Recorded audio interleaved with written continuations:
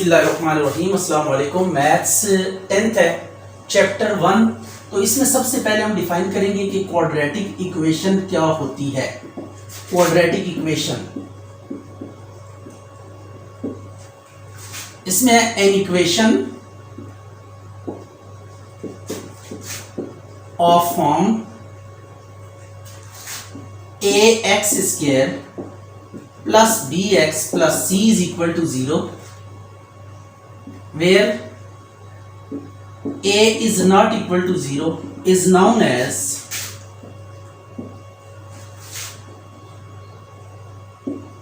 quadratic equation।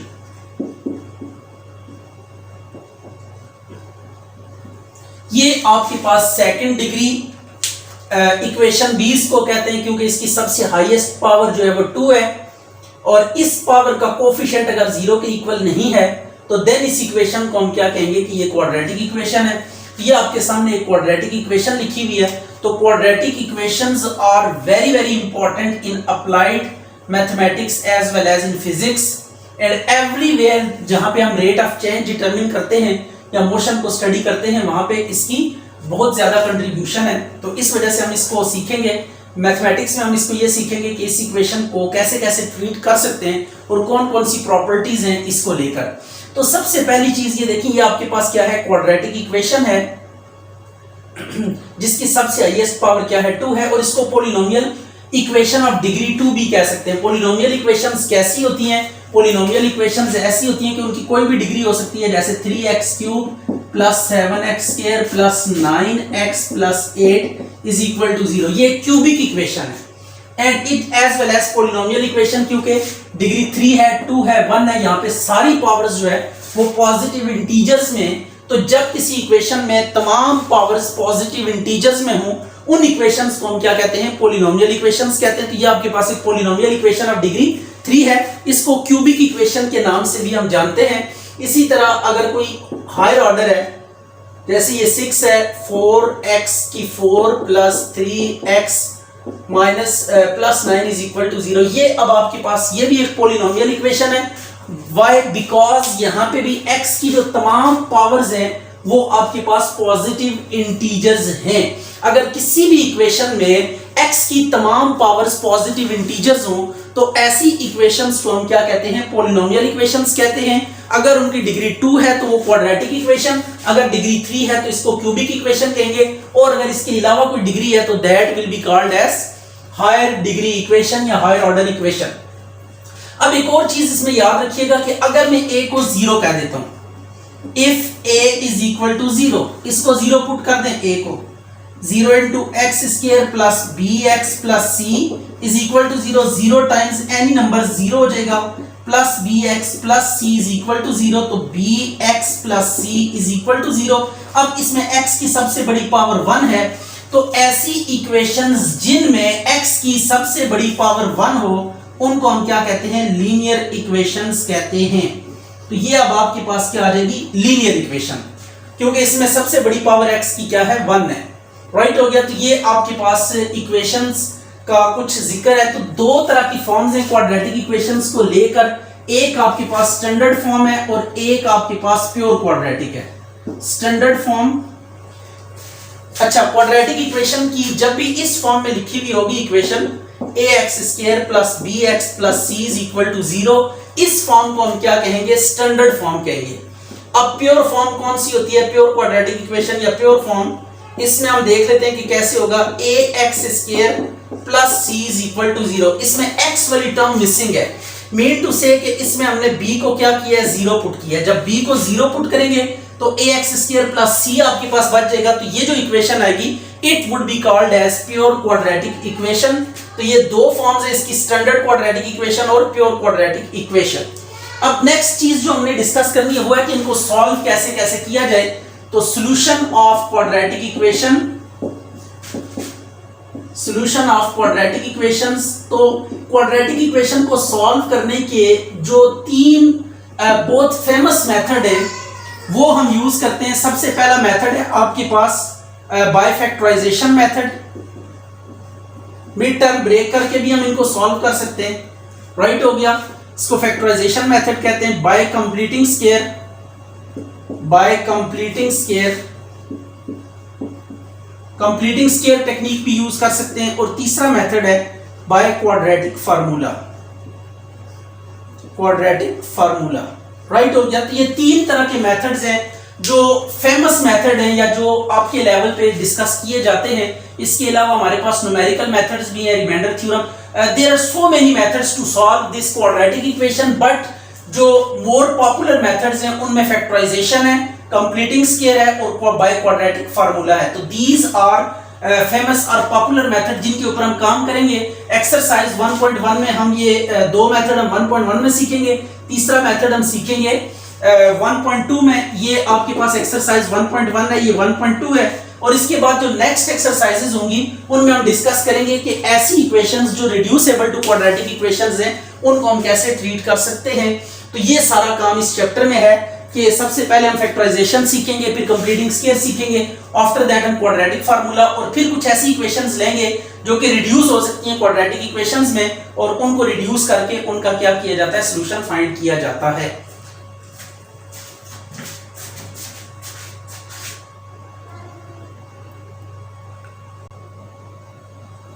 अच्छा जी, तो अब ये आपके पास क्वाड्रेटिक इक्वेशन है, इसको हमने सॉल्व करना है बाय फैक्टराइजेशन मेथड।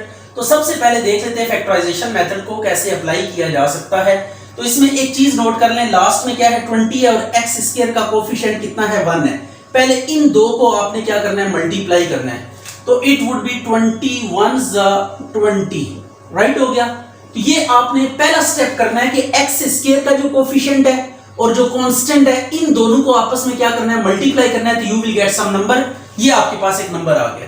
अब आपने फोकस करना है सेंटर के ऊपर। x का जो कोफिशिएंट है यहाँ पे इधर आ जाएंगे। x का कोफिशिएंट कितना है आपके पास 1, ये x का कोफिशिएंट कितना है 1 है। तो अब x का कोफिशिएंट 1 है। अब आपने कोई दो नंबर्स ऐसे सोचने हैं कि जिनको मल्टीप्लाई करके ये 20 आए और प्लस माइनस करके 1 आए, राइट हो गया। तो ये देखें 4 को 5 से अगर मल्टीप्लाई करें तो इट वुड बी 20 और 5 माइनस 4 करें तो ये 1 आ जाता है, राइट हो गया। तो मीन टू से आपके पास ऐसे दो नंबर्स है कि जिनका प्रोडक्ट आपको 20 दे रहा है और उनका सम और डिफरेंस आपको ये 1 दे रहा है। मीन पहले x स्क्वायर का जो कोफिशिएंट था उसको 20 से मल्टीप्लाई 20 आया था। फिर दो नंबर खुद से सोचे कि उनका प्रोडक्ट तो 20 आ रहा है लेकिन इनको प्लस माइनस करें तो कितना आता है, 1 आता है। अब आपने करना ये है x स्क्वायर, ये आ गया 5 minus 4 into x minus 20 is equal to 0।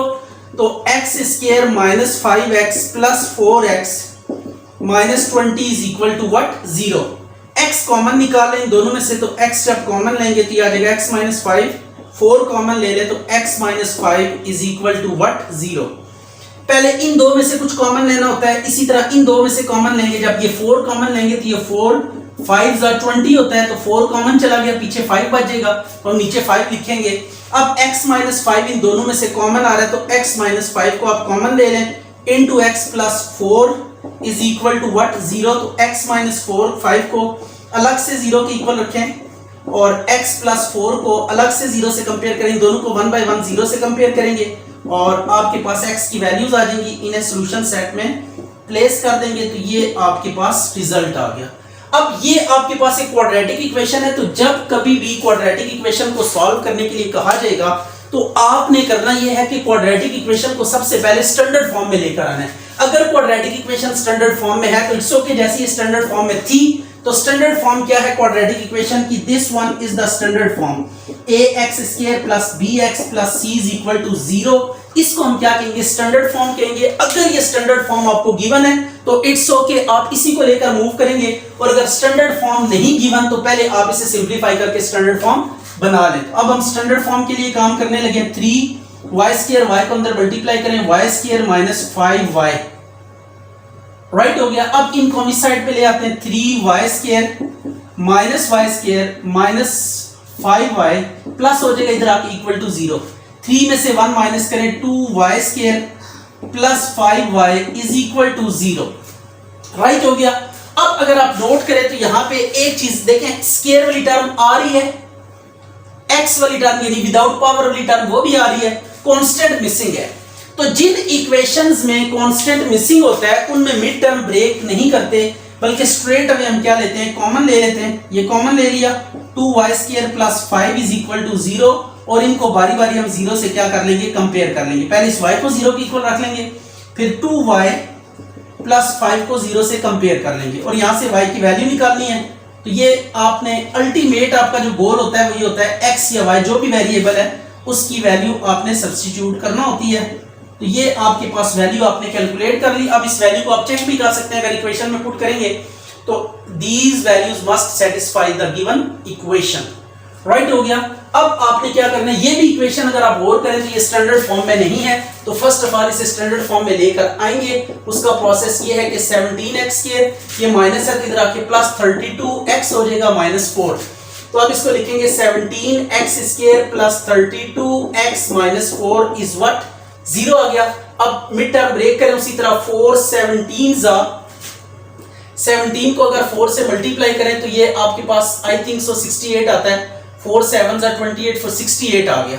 अब 68 मल्टीप्लाई करें 68 आना चाहिए, प्लस या माइनस करें तो आपके पास ये इन दोनों को देखिए, फर्स्ट को ये जो कांस्टेंट है इसको और ये जो x² का कोफिशिएंट है इन दोनों को जब आप मल्टीप्लाई करेंगे तो 68 आएगा। अब आपने दो नंबर्स खुद से सोचने कि उनको मल्टीप्लाई करें तो 68 आए और प्लस माइनस करें तो 32 आए। तो इट इज 34 को अगर 2 से मल्टीप्लाई करें तो 68 आता है, 34 में से 2 माइनस करें तो इट वुड बी 32। तो ये पेयर कामयाब हो गया। अब इसको हम यहाँ पे क्या करेंगे, सब्स्टिट्यूट कर देंगे। ये आ जाएगा आपके पास 34 minus 2 into x minus 4 is what, 0। अब इसके बाद फर्दर आपने कैसे मूव करना है,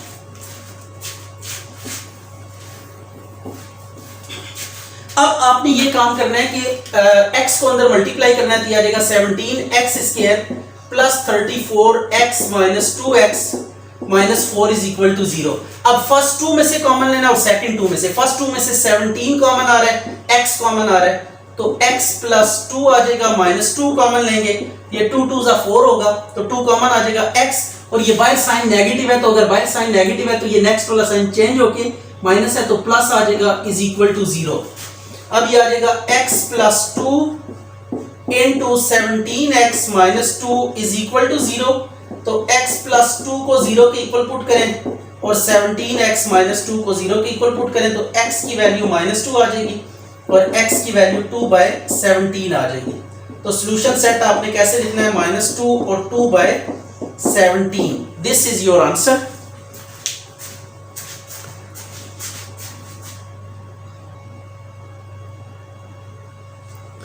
अच्छा जी, अब ये एक आपके पास क्वेश्चन है x plus 1 over x plus x over x plus 1 is equal to 25/12।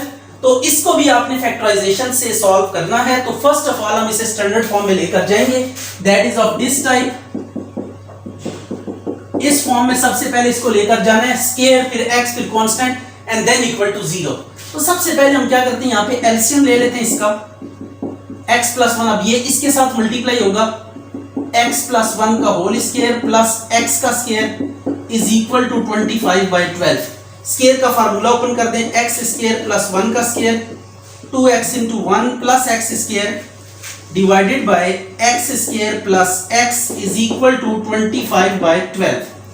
अब आपके पास आ जाएगा x square plus x square 2x square 2x plus 1 divided by x square plus x is equal to 25/12। Cross multiply करें, 12 को इधर आके multiply कर दें और 25 को ये जो x स्क्वायर प्लस x है इसको 25 के साथ मल्टीप्लाई करेंगे, ये आ गया। अब 12 को अंदर मल्टीप्लाई करें, 24x square plus 24x plus 12 सबके साथ मल्टीप्लाई करना है, 25 को इसी तरह अंदर मल्टीप्लाई करेंगे दोनों के साथ 25x।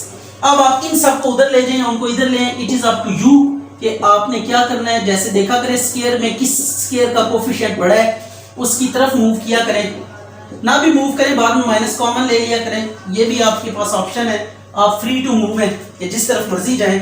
अब 25 में से 24 माइनस करें तो x स्क्वायर आएगा, 25 में से 24x और ये -12 इज इक्वल टू 0। अब आप इसकी मिड टर्म ब्रेक कर सकते हैं। अब ये स्टैंडर्ड क्वाड्रेटिक फॉर्म में कन्वर्ट हो चुकी है इक्वेशन। तो अब आप इसकी स्टैंडर्ड क्वाड्रेटिक फॉर्म जब बन जाए तो आफ्टर दैट आप मिड टर्म ब्रेक कर सकते हैं। तो 12 1 जा 12 और 4 3 जा 12। तो ये थोड़ा सा शॉर्टली हम मूव करेंगे, -12 इज इक्वल टू 0। तो x square plus 4x minus 3x minus 12 is equal to 0।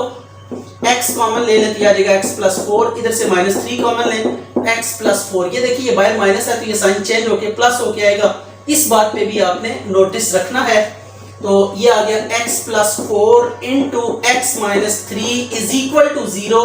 एक दफा x प्लस 4 को 0 रखेंगे, एक दफा x माइनस 3 को 0 रखेंगे, x इज इक्वल टू -4 और x इज इक्वल टू 3, तो सॉल्यूशन सेट आ जाएगा आपके पास -4 3। तो ये आपके पास प्रोसीजर था कि किस तरीके से आप किसी भी इक्वेशन को जो क्वाड्रेटिक फॉर्म रखती हो उसको हम कैसे सॉल्व कर सकते हैं। कोई भी इक्वेशन है पहले आप सिंपलीफाई करेंगे और कोशिश करेंगे कि वो स्टैंडर्ड क्वाड्रेटिक इक्वेशन में कन्वर्ट हो जाए। जब स्टैंडर्ड क्वाड्रेटिक इक्वेशन बन जाएगी तो आफ्टर दैट हम क्या करेंगे, फैक्टराइजेशन अप्लाई करके उसको सॉल्व कर लेंगे। तो देखिए जो भी कोई इक्वेशन आपको दी जाती है सॉल्व करने के लिए, तो पहले हमारी ख्वाहिश होती है कि उसे क्वाड्रेटिक फॉर्म में ले जाया जाए और उससे सॉल्व किया जाए, क्योंकि क्वाड्रेटिक इक्वेशंस को सॉल्व करना it is quite nice and easy for the students.